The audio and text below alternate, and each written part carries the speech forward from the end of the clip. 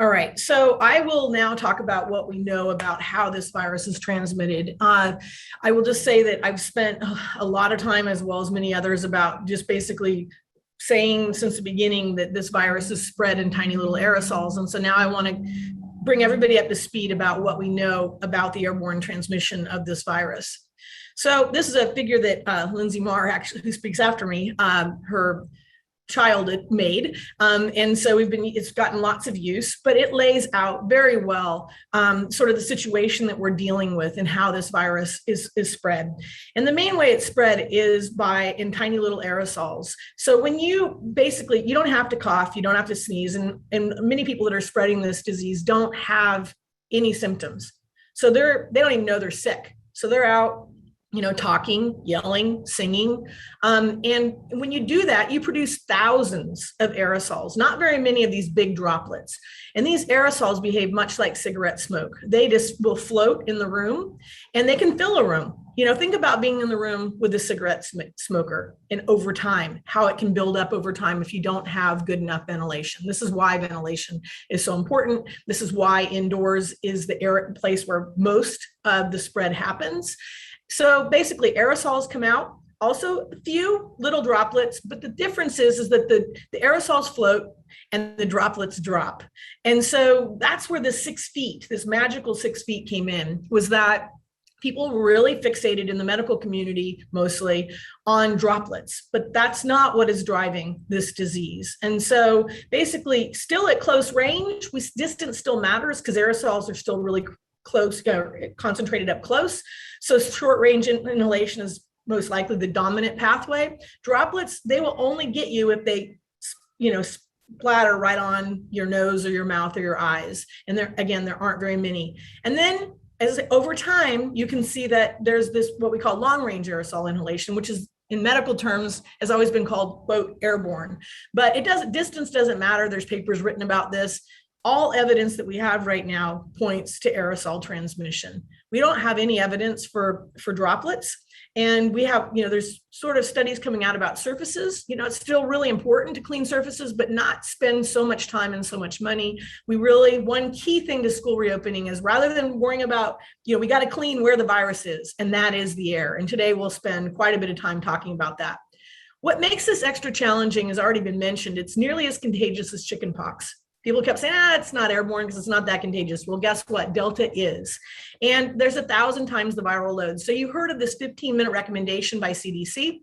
If you believe that that's kind of the limit of how much you should be, because longer you're with somebody in a room, the more chance you'll inhale it and get infected. If you believe the 15-minute magical number, now if you take 1,000 times the viral load, then in basically in 1 second, you could inhale that same amount of virus. So it's gone from 15 minutes down to 1 second that you're exposed to the same amount of virus. Okay, so the reason we've been pushing so hard and the reason schools need to acknowledge is that once we acknowledge it's airborne, the good news is it's fixable. We can clean the air. We've been using technologies to clean the air for decades. It's very, very possible. And we can sort of slow down all the effort we put into cleaning, scrubbing. Don't spray chemicals in the air. That just makes worse air. And we can start, thinking about other, basically looking at it from the perspective of the air. So CDC is now on board, says the chance of being infected is very, very low from surfaces. It's still possible. There's very strong statements that came out finally in about April that we really need to be focusing on airborne transmission. So the last little bit that I want to point out is once we understand how it's transmitted, it's essential, then we can actually figure out where are the riskiest places, what are the riskiest activities that are leading to this spread. So the bottom line, as I've already said, is indoors is far higher risk than outdoors. And so that's just because of dilution. Outdoors, it just gets diluted, so you can't inhale as much as quickly. Not wearing masks indoors is not a good idea, especially with Delta. And you'll hear from Lindsay Marr after this, what kind of masks should we be thinking about.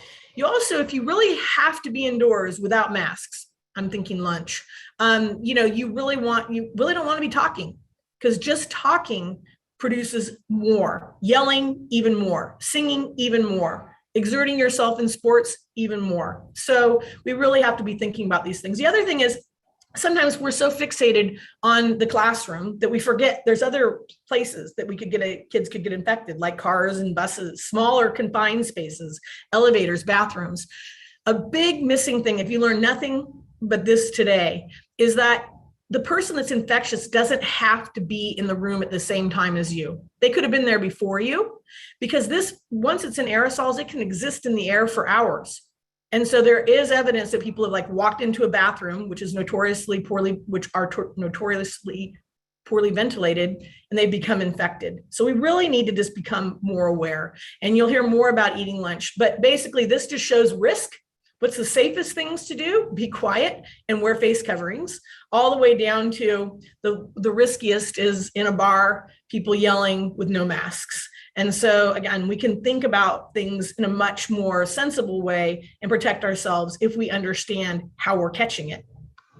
So the last thing I want to point out is just this one key point, because today we're going to talk a lot about masks and whether there should be universal masks, whether everybody should be wearing masks, even the vaccinated. This just shows how much virus is in someone that's infected. For somebody who's had a breakthrough, so they're fully vaccinated and they catch it, versus somebody that's unvaccinated and gets infected. And you can see the viral load is as high for the vaccinated person, but for a shorter time period, but still as high. So this is why I think you'll hear a lot of us saying that it's really important, for many reasons, that everybody right now, to get us through Delta and to stop this thing, we should all be wearing masks.